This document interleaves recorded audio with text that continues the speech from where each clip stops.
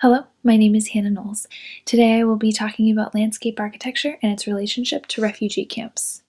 My goal for this presentation is to convince you that landscape architecture, although always associated with wealthy societies, can be used to a greater impact in poverty-stricken areas. Before I get into all of that, however, I would like to give a basic introduction to what landscape architecture is. Landscape architecture is the creation of outdoor space. It takes into account social interactions of humans in the environment, systems in that environment, sustainable uses, and also the site itself.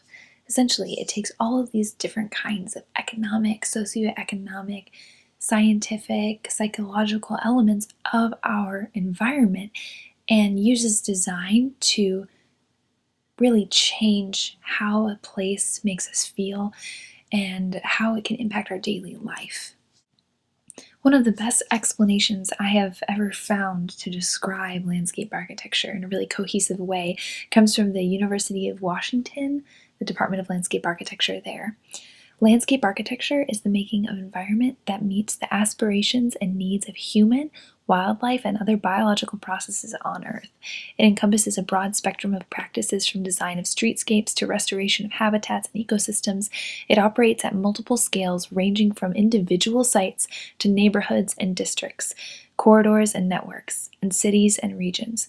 It works with both space and time to support the well-being of human and non-human habitats. I really like this definition because it encompasses not only the physical aspect of design, but also the economic and kind of human, psychological, sociological elements of design that go into landscape architecture. We're designing for the environment as well as the humans that live in that environment. We are human, and therefore we impact the landscape in various ways. Landscape architecture is a way that we can impact it in positive ways for both the natural habitats that already exist in that environment, and also the human habitat that we need in order to maintain our health and well-being. After listening to that definition, you're probably wondering why landscape architecture for refugee camps. These places generally don't have very strong ecological aspects to them. They're very man-made. That being said, this doesn't mean that they foster human interaction or health and well-being. On the contrary, these places often have extremely high rates of physical and mental illnesses. First, let's take a look at how landscape architecture can impact physical well-being. A good example of landscape architecture being used to aid in the physical well-being of people is Paris, France. Haussmannisation was the redesign of Paris, that is, the widening of streets and the integration of boulevards into the Parisian landscape, replacing the old city. There were three main reasons that Paris was redesigned. The first was civil unrest. The second was the desire for a modern city. The third reason was actually a medical issue. There had been multiple outbreaks of cholera in Paris, one in 1832 and another in 1848. Because of the overpopulation and just the density in the old city, they really needed to take a more structural approach to solving the problem. And cholera wasn't the only disease. They wanted to prevent other diseases from killing their citizens, and redesigning the city was one way to do that. This is very closely related to what occurs in refugee camps and slums. People are so packed in with one another that it's very easy for people to contract diseases. By designing refugee camps that allow for enough open space and wide streetscapes and pathways, we can prevent disease. This also provides a more positive environment for people to walk around in. Packed in narrow spaces are really uncomfortable and tend to cause more harm than good. Before we move into how landscape architecture impacts mental health and well-being, I wanted to take a look at mental health and what it looks like to maintain that healthy state of mind. The phrase "money makes the world go round" is really well known, and in many cases we would think that money is what causes our drive. But based on a study by Kaplan and Kaplan, information is actually what drives our world. We gather information in two different ways. The first is involuntary information gathering, that is exploration. This is the kind of information we gather when we're feeling the sand between our toes or listening to water or birds chirp. We can't really control when we are taking in this kind of information, which is why it's called involuntary information gathering.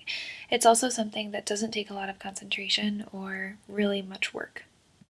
That makes it completely opposite from the second kind of information gathering that we have. That is voluntary information gathering. Concentration. This is the kind of information that we gather when we're reading a book or studying for a really big test or doing anything that we have to think about. What's important to note is that trauma is categorized under the voluntary information gathering.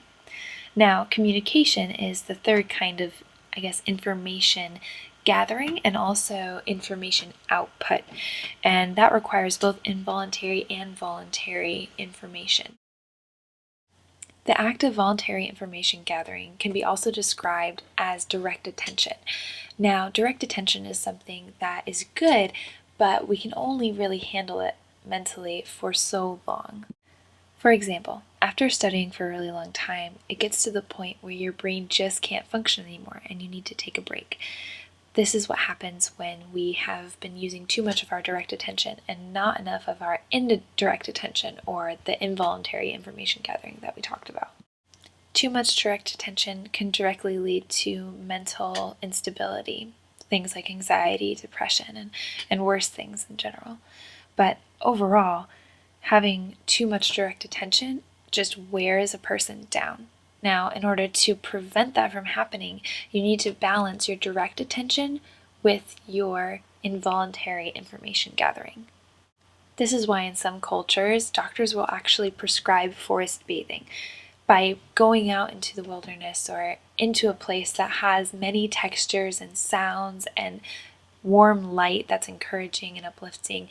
It's one way to help people who are really struggling from those kinds of mental instabilities. And a lot of it has to do with stress. That is an outcome of too much direct attention. So by having more of those involuntary instances in your surroundings and in your environment, your mental well-being will increase. When creating these kinds of environments in a community like a refugee camp, it's extremely important to allow people to take charge of their own well-being. That is, help them understand how to plant if you're planting, or how to put in lights if you're putting in lights, and do it with them as a group. This not only empowers them, but it also helps them to be able to continue the work that you started in their community. When you have a community that is not exposed to an environment that really encourages involuntary information gathering, you tend to have a breakdown in society. There's a quote here from Kaplan and Kaplan from their book Humanscape, which I thought really explained this well. Just as people who feel helpless, confused, or exhausted are often not at their best, when these concerns are minimized, people are considerably more likely to be reasonable and constructive. Bringing out the best in people is more likely when their environment supports exploration and understanding, enables meaningful action, and facilitates competence and a clear head. So what does this mean for us as landscape architects? When you're building a refugee camp, you have the opportunity to create a new city, a temporary city, but a new city. In fact, many refugee camps, although predicted to only last for about 6 months, last up to 12 years. These short-term cities are based on efficiency. In many cases, they are set up in ways that aren't very conducive to mental health and well-being, and in some cases also the physical health and well-being is compromised by the amount of people crammed into one space. Landscape architecture and the knowledge thereof can help us to bring in elements of involuntary information as opposed to the strictly voluntary information that comes from the trauma people have gone through, and also the just uncomfortability of the spaces they're surrounded in on a daily basis. One layout style you'll often see in refugee camps is that of the grid. And why not? Most of our cities are laid out in grids. Grids aren't a problem. The problem is when the grids are so tightly packed in that there's very little space for people to move, breathe, have any sort of involuntary information coming into their systems. The grid setup isn't necessarily a problem as long as there's a priority to have gathering spaces and wide enough pathways for people to move around and have interaction that's healthy and requires more involuntary information gathering than voluntary. This is the memorial to the murdered Jews of Europe in Berlin, Germany. It was designed by Peter Heisenman, and a large part of the design had to do with the experience of walking through a very, very narrow corridor. And in many cases, this is what being in a refugee camp can feel like. You have very little space to move around, and once you get in, you can get extremely lost. There's no way to find your way out. You have no idea where you are. This is my friend Caitlin in this photo, and she was able to experience this memorial and just how you don't have any sense of direction and there's no way to find where you are or where you're supposed to be. Places like refugee camps and slums have this exact same feeling. There's very little understanding of where things are and what to do or where to go, and it's very nerve-wracking and causes a lot of stress and requires a ton of direct attention, which is something that we're trying to minimize as these people have already gone through lots of trauma. The challenge for us as landscape architects is to be able to create an efficient system to build a refugee camp in a way that allows and requires gathering spaces and wider streets and pathways to walk down. What we need is a change of perspective. This is the Al-Zahatari camp in Jordan, and this is a great example of how they're using gathering spaces, in this case for children, in order to create a tactile environment that encourages informal information gathering. The majority of people in refugee camps and slums are actually children, so this project is very well suited for the refugee camp that it's in. There are many ways that landscape architecture can be impacting the lifestyle that refugee camps have. The society and the way people move around and interact with one another is extremely important. It changes the way a culture reacts to its new environment. It changes the way a culture reacts to aid workers. And by creating a safe place for people to live and work and spend time with one another, you can create a society that is more willing to trust one another and therefore can build itself back up. This is juxtaposed to many refugee camps today, where the way they are set up really impacts the mental and physical health of the people. If we can create an environment that fosters imagination and exploration, we can create a society that will flourish and will go farther. Now, refugee camps are meant to keep a people safe, and if we're not keeping them safe from mental illness and physical diseases, then we're not going to be able to return them to their original homes in a state that allows for that culture to reroot itself.